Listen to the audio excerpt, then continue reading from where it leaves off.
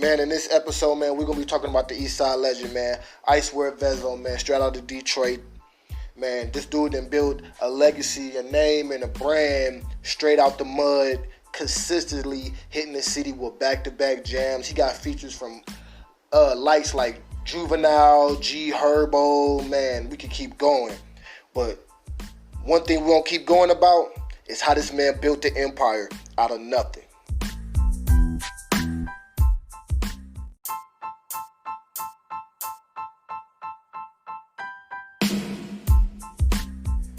Now, growing up on the east side of Detroit, man, and actually not too far away from Vezzo Hood, well, our hood's kind of intertangled with each other. I'm from 6 Mile, but 6 Mile and Hayes over there by Gratiot. My grandma stayed on Gratiot and Wilford. Went to Osborne, he went to Osborne, so a couple of my homies, they ran with him and all that type of stuff. But long story short, we ain't gonna go into all that. We gonna go into how he built the legacy and how he became a voice of Detroit. And how you put that leg work in, man. The shit was not easy, man. Just watching him start out, man. When he had the little bitty dreads, man. He was always shooting his videos over by Gratiot or over at the gas station or over at the Coney.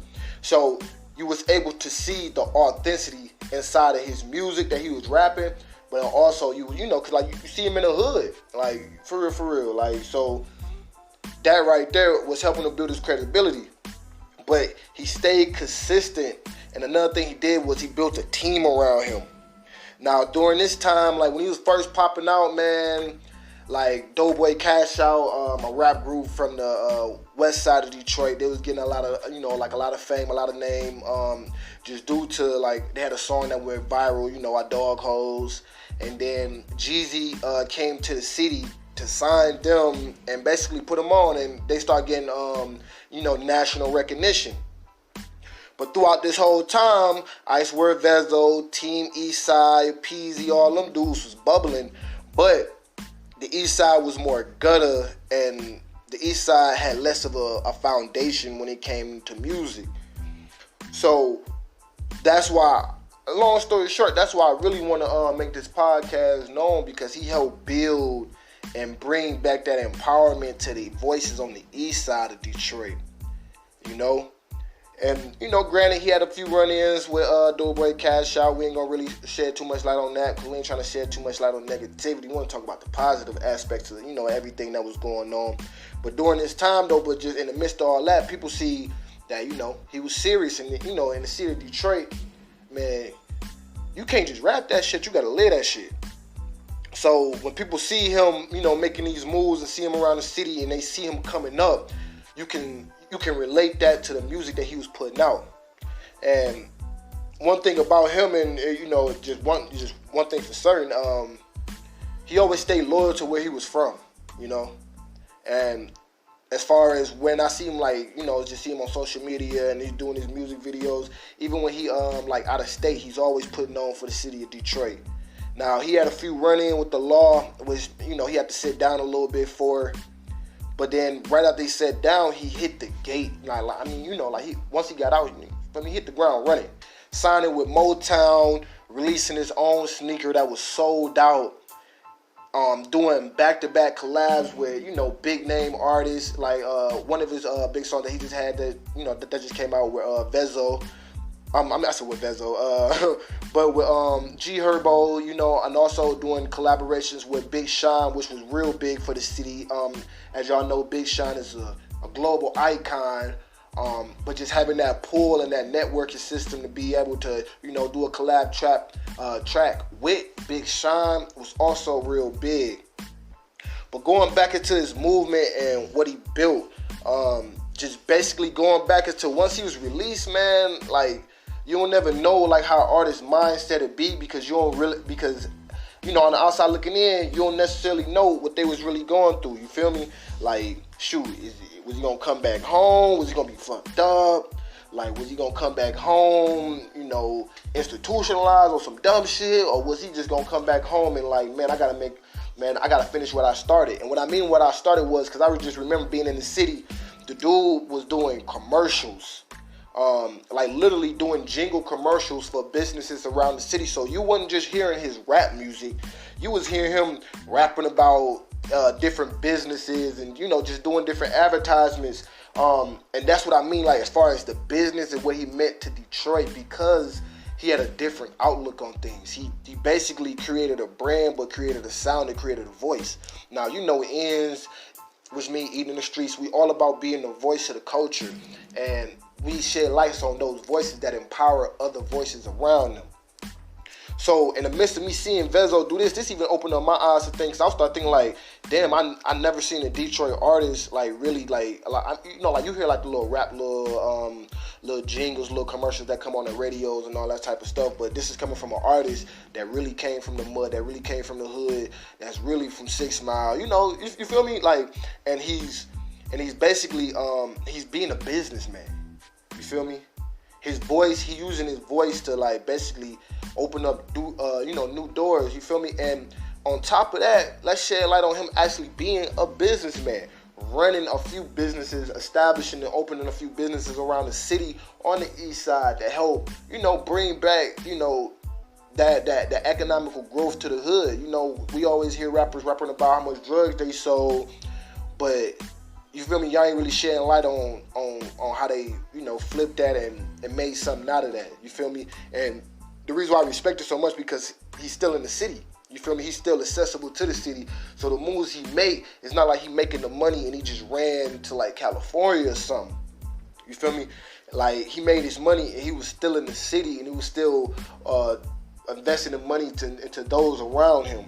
Now, and part of investing that money into those around him, he was able to build a record label. Now, when you think about these type of things, like most dudes, once they get signed, man, you got to get the record label to clear this, they got to clear that, they choosing who you get to feature with and all this type of stuff. Dudes stay solid, like as you see, like championships, man, the championships, that's my shit. I ain't gonna lie, championships is my shit. We'll do a music review on that song, coming up soon. But championships that he had with Babyface Ray, who's also, he also is a well-known Detroit music artist. But it's just that talent pool that he always been collabing with East Side artists. But on top of collabing with East Side artists, him being a bigger name, he helped to shed the light to the other artists and help put them on money plays. Coming from a city like Detroit, where it's like every man for themselves, man, it's either get eight. Somebody that's in position and that's helping putting other people in position to where they could put other people in position is grand. And that's how you really build a solid team, a solid camp.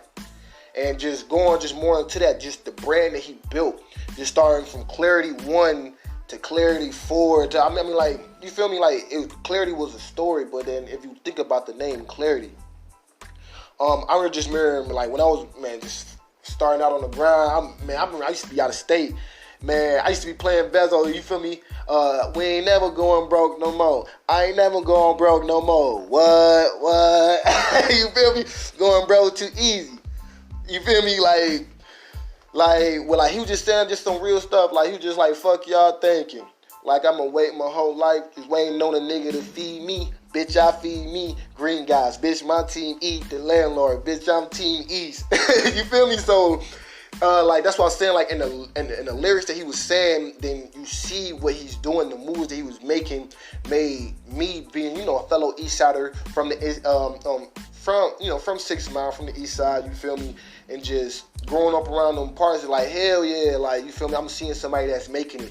You feel me? And he really making it out the mud. You feel me? And his story is like one of them grand stories. And if you're not really too big on hood flicks in Detroit, he also was featured in a few Detroit hood flicks, which is known around the country. Like we gonna say that for another podcast episode too. But as far as 211 with him and Murder Pain, he had a little cameo when he came in as the cousin, as the brother of one of the actors, baby moms. And, he just got out of jail. They hungry, looking for a lick. He just had like a little cameo. I'm just showing, just within the city though. Like, this wasn't on no box office, but you can go download it or watch it on YouTube and stuff like that. And what I mean by download it, because, you can pay for it. Go pay for it, man. Put some money in the man's pockets. But long story short, like, yeah, like he was doing stuff like that, like in the city. You feel me? Like we talking about making movies, owning businesses, doing commercials, making music, building clothing brands, being an ambassador of the city, and basically just being a voice for those on the east side that came up how he came. You feel me? That walked them streets that he walked. You feel me? Like shit, I was always over there on Gratiot and Wilford, you know, cause that's where my grandma stayed at, and then I stayed on Young and Hayes. You know, just going from Columbus to Osborne, you feel me? Them is like, you know, two different hoods, but at the same time, you know, we touched on that in the old episode when we was talking about, you know, just my experiences with playing for the Osborne Knights. But it's just that, you know, you walking through those different hoods, you meet so many different people and all that type of stuff, man, and it's like, for him to be able to, you know, bring everybody together. I ain't gonna say it was just him, you know, because it was other pieces in play, but him to be that voice, be that leader, and be that face. You feel me?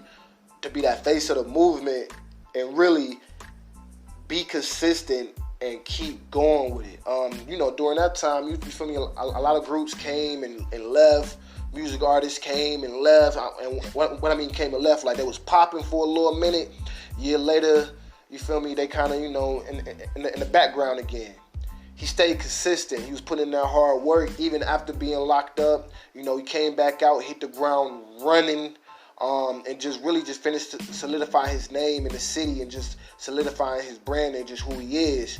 So then that's why in this episode, man, we want to shed light and we just want to really check in with y'all to see, do y'all know who Vezzo is, Icewear Vezzo, and is y'all familiar with the music and the movement that he's building in the city of Detroit? I want y'all to comment, you know, like, subscribe, leave us a voice message. We want to hear from y'all, man. For real. We want to hear from y'all. And yeah, man, and let's just keep this conversation going, man. It's another few artists that we're gonna be mentioning too, who also been, you feel me, carrying the torch for the city. You feel me? Who's been doing their thing. But this episode, man, was about Icewear Vezzo, man. Shout out to the Team East Side, man. Shout out to the East Side of Detroit, man. Shout out to 6 Mile, man. Shout out to everybody in the city, man, that's trying to make a way out and trying to use their voice, you feel me, to empower and enlighten, you feel me, their story and what's going on in their life, you feel me? This your boy Bazz. Y'all tune in to Ends Podcast. You already know what I'm about to say. We out.